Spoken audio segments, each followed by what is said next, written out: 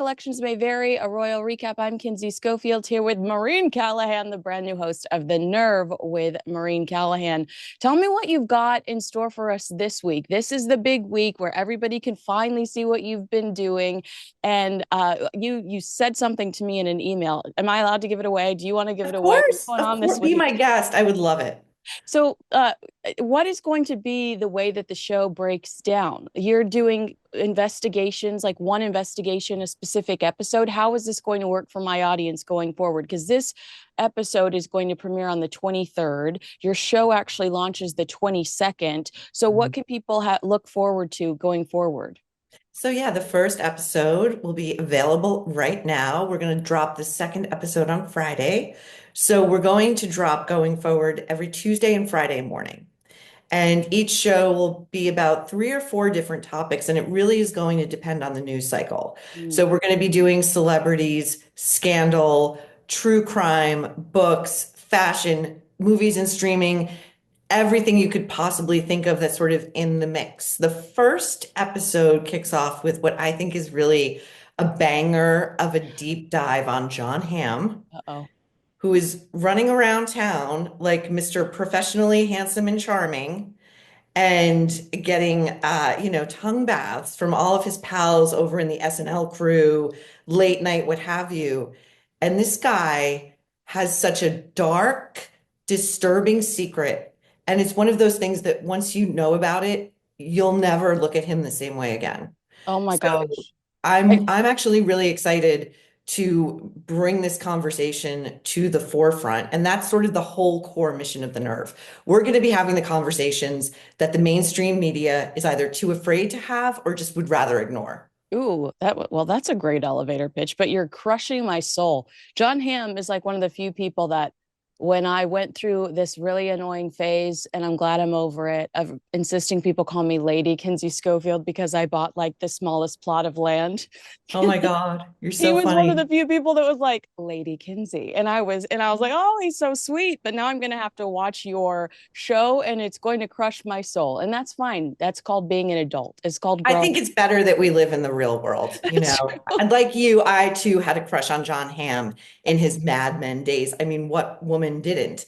But Wait, please don't kill Val Kilmer for me, okay? Because I'm Val oh, Kilmer obsession right now. So I've got are you? pieces of his art. I mean, I've like I'm your Huckleberry. I've got pieces of his art in my house. I'm wearing him. I'm wearing Doc Holliday on my chest to sleep at night. Don't do this to me, Maureen. Please save this one for last. I had no intentions of going after Val Kilmer. Now you've piqued my interest, Thank frankly. God.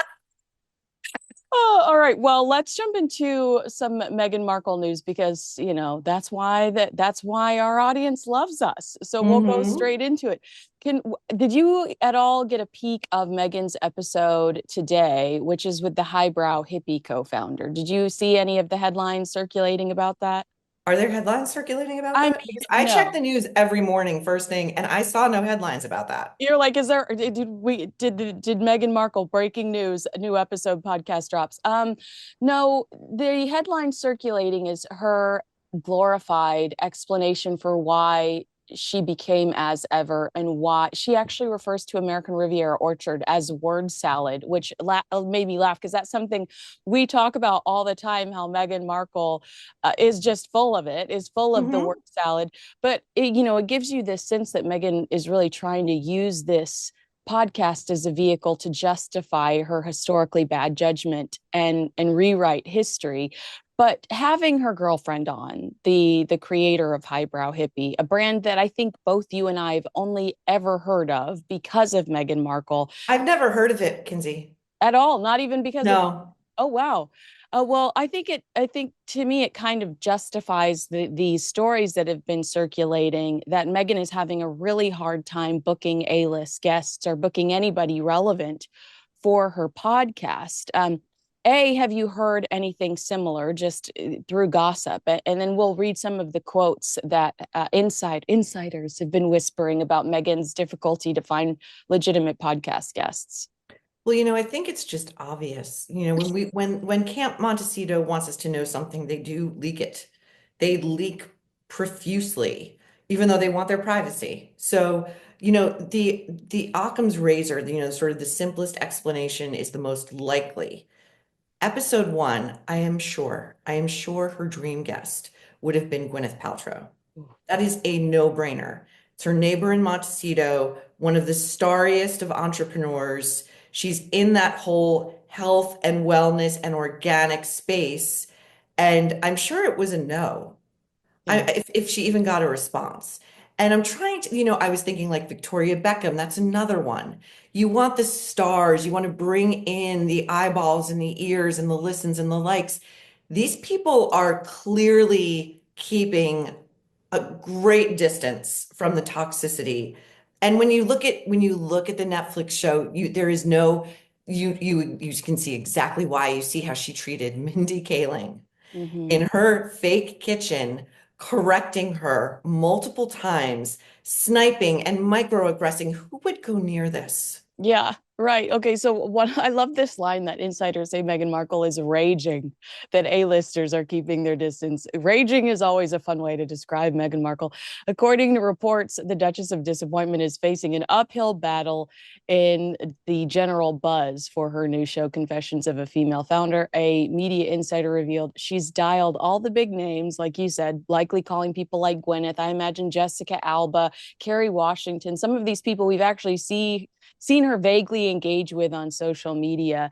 And no one's picking up the phone. And they also mentioned here there's no Taylor Swift, no Beyonce, not even Hailey Bieber. I feel like Hailey would do anything at this point to distract from the Justin headlines too. I feel like we might even see Hailey do that podcast if she were to be asked. When you're pitching female empowerment, that's a problem. It speaks volumes for her pulling power. She's not happy about her lack of appeal.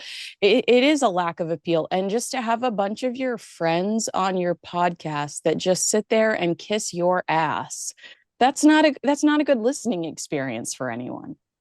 None of it has anything to do with founding an actual business. It's all about fluffing Megan's ego, which needs inflating and reinflating on the hour, every hour on the hour. I was just thinking as you were speaking, like who else could have been like kind of an easy get? Any one of the Kardashians? Sure, that was a no.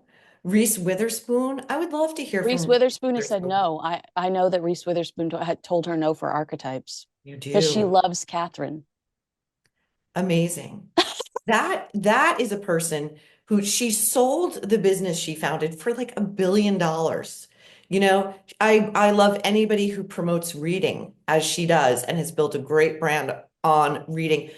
That would be like so this is basically we are getting the baseline level of popularity among the A-list cohort that Megan so desperately wants to belong to. And I think that's why we keep hearing her refer to herself as Duchess or I'm Sussex now. It's this kind of insistence to herself and to her four audience members that she is important, she matters, she's Yeah. influential, and attention will be paid. Well, I'm glad you said that because I just read former Vanity Fair editor Tina Brown has made some more amusing observations about Meghan Markle that I imagine we will agree with, accusing her of being enormously shallow and claiming the reason she's launching so many new business ventures is because she's desperate for attention. And that's kind of how I felt when I read Tom Bower's new quotes about this crisis that Harry and Meghan are in to stay relevant. I thought, well, no wonder we're seeing these panic launches all, in a row. It's Meghan it's you're sensing her anxiety. She's so fearful of becoming irrelevant. And that's basically what Tina Brown said. She said her problem is that she is so ADD. She just never stops making announcements and never really follows through. She said this on the Mixed Signals podcast. I'm like, I'm going to do a cooking show. Now I'm going to be a podcaster. Oh, look at my beauty line. The beauty line hasn't dropped yet, but I imagine it will. I imagine she will punish us with it one day. It's like just do all of those things. Don't do all those things. Do one thing really well. She says that Meghan seems panic stricken in her business model. And I loved this quote. Maybe she's just so void of self confidence that she's always trying to sort of become an instant Beyonce without the background that built her. She also said she's enormously shallow in her approach to the work that she does. What I hear from everyone is that she's unadvisable, and that is an issue. And she talks about how she does have a really important group of people around her, or it did at one point, that were advising her and just got so fed up with Meghan sitting in front of them, acting incredibly motivated by the advice she was being given, and then running off and doing the complete opposite. And the point that Tina made that I thought was important, especially watching everything that's going on right now, is she said, unfortunately, Meghan is the major advisor to Harry. She doesn't take advice, and he only takes hers. I mean, that is a recipe for disaster. Do you agree with Tina? Do you not agree with Tina? I always get a kick out of what she says. I love Tina Brown, and I could listen to her observations daily. I wish I could get access to that mind daily. I love it. Her book, The Palace Papers, was excellent. Um, I think, it's so funny that observation about like Megan sort of panic throwing all of these launches out there and how it really is only meant to redound to her benefit, right? To make her feel important, relevant, a constant in the headlines really, really lands. And I don't know about you, but like just personally, in the run up to launching the Nerve, I really thought and relied very much on a team of people who know far better than I do. But it feels like everybody out there, like everyone's got a podcast, right? So what am I bringing to people that they're not getting anywhere else? I have to have a reason for existing. I have to have a reason. It better be a damn good one to ask people to spend their free time and attention on my show. And I don't think Megan thinks about her consumers that way. Oh, I don't think she thinks about them at all, frankly. I think she just throws it. Confessions of a Female Founder. Again, Kinsey, I love this name, right? And when in her intro to the show, she's talking about, oh, being a founder can be so overwhelming. And then she goes, woo, like it's the most artificial sigh of exhaustion and excitement I've ever heard. It explains why she really is, was, and remains at heart a suitcase girl. yeah, the Hallmark actress, which is actually an insult to Hallmark actors. I love the Hallmark Channel. Uh, Agreed. but that sigh you just did, I immediately I flashed back to the duck video that she released around Easter of the baby ducks. Did you have the unfortunate Yes, the it was in my algorithm, sadly. Yeah. I mean, how over the top and obnoxious is that? It's baby ducks. Hell yeah, I love baby ducks. But why do we have to see your reaction to baby ducks? Why can't you just show us the baby ducks and your over the top reaction to the baby ducks? That was my exact thought too. In her perfect white outfit, I'm going to say base price a grand, with her hand like this, like, ooh, ooh, baby duck. Look at me. I'm so whimsical. I'm just like a Montecito mama. I'm having this whimsical reaction to nature in my like the whole thing felt staged. I feel like Yeah. those ducks were professionals. She hired them out. We Central did some dry casting, central runs. casting provided the ducks. Who provided the ducks? Exactly. I mean, you're a 45-year-old woman. You've seen baby ducks before. Yeah, we've all been in nature. We've all been to zoos, but it's Easter, I guess. It's a time of renewal. Megan loves to remind us of her maternal warmth, which again is another thing she's slinging and selling out on the open marketplace. And I, for one, do not buy it. I don't think oh, the Kinsey, the anecdote she told, was it on episode 2? Again, I only listened to clips, but she was talking about how motherhood is her absolute favorite thing. And she can't bear to be away from her children for a single second. Even in another room, she can't bear. So when she goes into another room, she has to get her phone out and start scrolling through all the pictures of her children who are just next door so she can get her fix. And then Harry comes in, and in her telling, I swear to God, this is like a verbatim quote. In her telling, Harry comes in and he goes, my love, can't you just take care of yourself for a moment?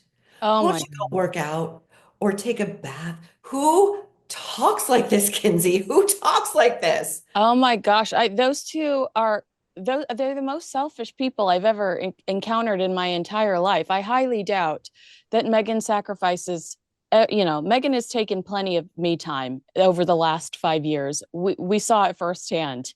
That's wild to me that she puts that stuff out there. It's just, I guess it's her kind of like how we talk and about the way that Michelle Obama tries to drop these little hints that everything's fine at home with her and BO in her Mhm. podcast. It's maybe that's Meghan attempting to do the same thing, especially when she's sitting on the. Did I tell you that I found out that the Drew Barrymore encounter was entirely staged? Like Meghan's team had all of the questions beforehand. No. Meghan knew she was going to be asked about Prince Harry. She had that story prepared about always dating. She knew Drew was going to bring out the picture of Princess Diana. And I actually defended her and said, well, I'm glad that she didn't like really lean into the Princess Diana thing. She seemed to be gracious and move on.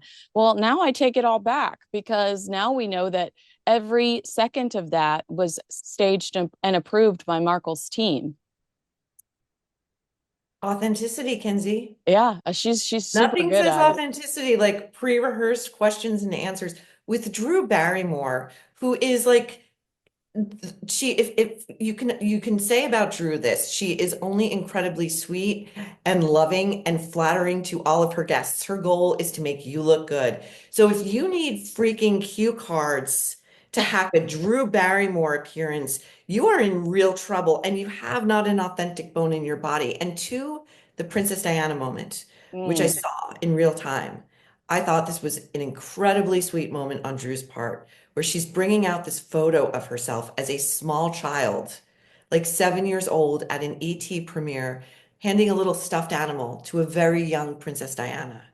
Now, if I'm Meghan Markle, which thank God I'm not, yeah, thank God. uh, We wouldn't I be would friends. say, I would say to Drew Barrymore, oh my God, what a moment in your life. You Mm, have had a life like no other. Tell me what that moment was like for you. Tell me what meeting Diana was like for you. But she couldn't do it. She had to dismiss Drew as a mere fangirl. We're talking child Drew at yeah, 7. He goes, yeah, oh, how sweet. How sweet. yeah, No, I'll have to tell H about this. I'll have to just tell him. As if so she's levitating out of that conversation now. She's yeah. no longer on terra firma with the rest of us. She's talking about H, not Harry, who presumably one would think is watching this show and cheering his wife on during her big launch and getting an A-list media hit that most people would kill for, which is going to presumably move some merchandise. Oh, I'll just have to tell him. Oh, you're so sweet. This is why people hate her. Yeah. She cannot level down. I Well, can't it's one of the stand her. many I'm sorry for reasons. It's one swearing, of the but many reasons why people dislike her. Well, speaking of which, despite failing to make Time 100's most influential this year, she's invited herself to the summit. She's invited herself to speak at the event, which I just think is horrific. Like, I think that's so embarrassing. You didn't make the list, but you're going to show up to talk. Um, First of all, I have to ask, does it say anything to you about this, the existence of this list, that Blake Lively made it? It's one of Time's most 100 influential. Blake Lively clearly laid down some cash for some cause that she was going to have this boomerang back to her when she needs it. Well, Again, it was NAACP, which makes me laugh because she is the woman that had her wedding at a plantation. right. And wasn't her whole brand that also flopped hard? It was sort of rooted in that sort of plantation-y, Yeah, like, the blog, the lifestyle site. Is yeah, that and what then you're she talking was about? selling stuff. She was trying to be Gwyneth. Yeah. It didn't work. Again, she's highly unlikable. And there are a lot of parallels there between, like, if I'm Blake Lively, I'm just going to ground. Just don't show your face. Just let this ride itself out as much as you possibly can. Megan has no shame. So, she was in New York about a week ago. Privacy, privacy, privacy. She showed up to a Broadway show with a caravan of 4 security cars. Taylor Swift and Beyonce use 2 at most. Okay. Presidents and ex-presidents use less.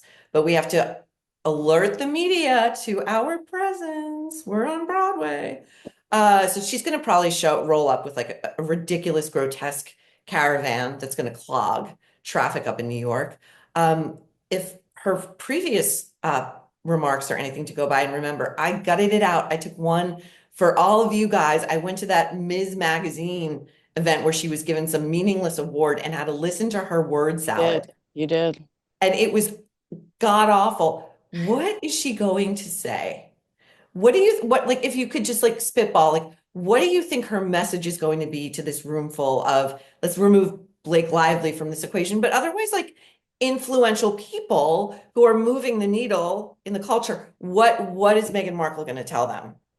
Nothing of value, and that's what frustrates me so much is they're calling her like the founder of as ever or whatever. I can't remember how Markle, who's Oh, it's described at as founder as ever, and actress, producer. It's like Mindy Kaling's Chiron on her show. exactly. Actress, producer, friend. Yeah, yeah, founder of As Ever, actor, producer, and I'm like, As Ever, hasn't even had its first birthday yet. I mean, did you ever even receive your honey? I mean, some customers haven't ever even received like their purchase yet. And what can she say on a stage that's going to inspire Elon? What in God's green earth could she say? It's just it's so infuriating to watch these two fail, Harry and Meghan fail up. That when is somebody going to say, tell them no, you don't belong here. You didn't deserve it. You don't deserve it. You didn't earn it.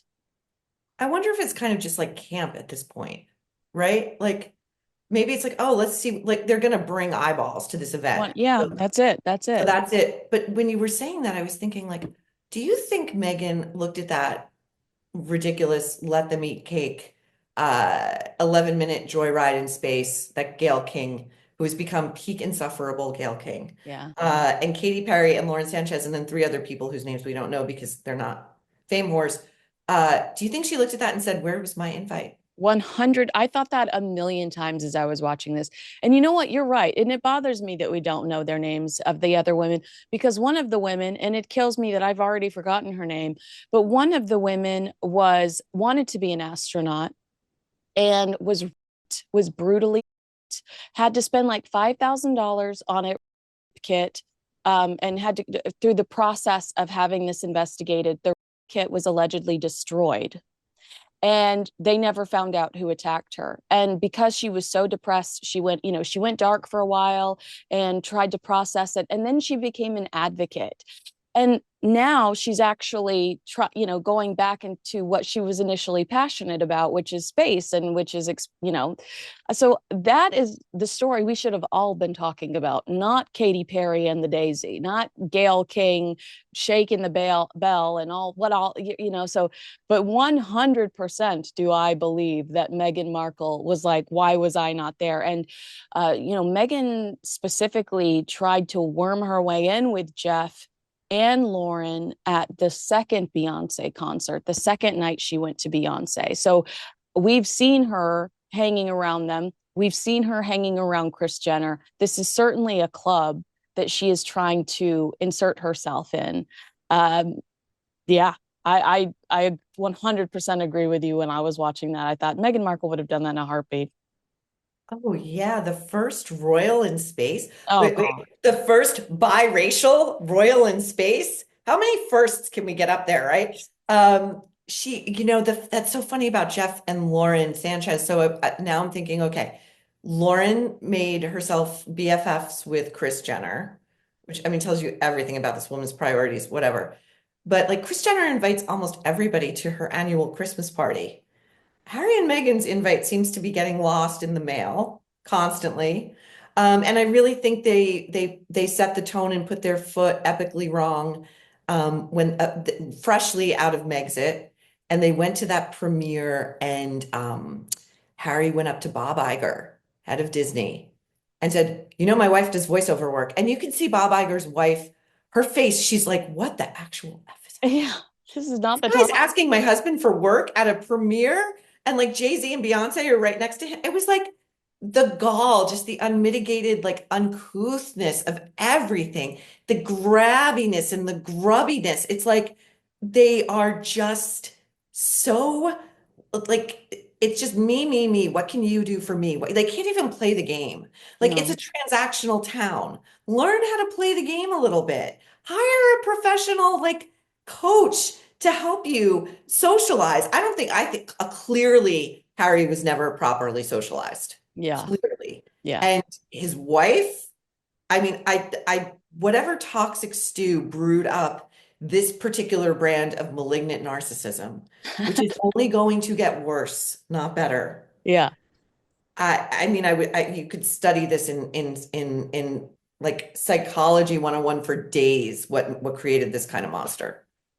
I did read a few years ago that right before Meghan met Prince Harry, she met with a publicist in London, and one of her get famous quick ideas over there was to do theater, like to be the celebrity that they cast for, you know, as Roxy Hart, or you know how they'll randomly throw a celebrity in a role. Mhm. Um, do you think that that might be what she's trying to do? Do you think it was just a sweet little Broadway visit, or do you think that's another one of Meghan's PR, you know, strategies that she's like, maybe I could do Broadway? I don't know. I think it's probably too much work for her at this point, but I do see that she's digging back into the 2014, 2015 strategy a lot lately when it comes to, you know, her professional path. I think you're right that Broadway would be too much for her because the level of discipline it takes, to do 8 shows a week, and just the way you have to keep your body in like peak physical condition, just to have the stamina. I mean, I recently saw Nicole Scherzinger, if I'm saying her name right, in Sunset Boulevard. Oh yeah. That is like an athletic performance. It is a power. She's incredible. And someone like Meghan Markle, she's not going to be able to hack that. She wants to swoop in to a recording studio and do a podcast with quote unquote friends of hers. And she's clearly done no prep work for it because listening to this thing is the audio equivalent or the audible equivalent of watching paint dry. You're like, what is the actual, like the conversation is just formless. There's nothing. There's just lots of California verbiage, right? It's like intentionality and making space and permission structures to love yourself, and really just recognizing and acknowledging in yourself that wanting, like, working hard is really enough, and it doesn't really matter if you execute successfully, right? But just love yourself for working hard enough. And to which I say it actually does matter greatly if you execute successfully, Meghan, because you're seeing the result when you don't. You will have the head of Spotify call you and your husband effing grifters because you did no work on podcast version 1. Yeah. Did you see that? Well, no, because you didn't know that you haven't seen the comments yet. The comments around episode 3 are that we didn't find out about any of her physical ailments, that she didn't go into any of her medical history. And so the audience is like, Oh, oh my gosh, are you sure you're okay? Because we didn't hear about something that happened to you in the past. Isn't that a little odd that we're finding out so much medical information about Meghan Markle on the Confessions of a Female Founder podcast about how to become a billionaire? it's so funny you say that, Kinsey. That's such a smart observation. We are missing a gynecological update on Meghan Markle's reproductive system. What will I do with myself? I don't know. I need the update. I cannot go on with my day without this most personal. Again, I would like my privacy. And I fled the British royal family because they were demanding I give too much of myself. But I'm going to slap my ass down in a podcast chair and tell a bunch of strangers about my gynecological issues. It's Oh my so God. classy and on brand. Um, what do you think about Meghan in August, just a few days shy of her 44th birthday? I doubt she'll actually physically be there, but having to revisit this case she tried to dismiss so many times, this libel case her sister has brought against her.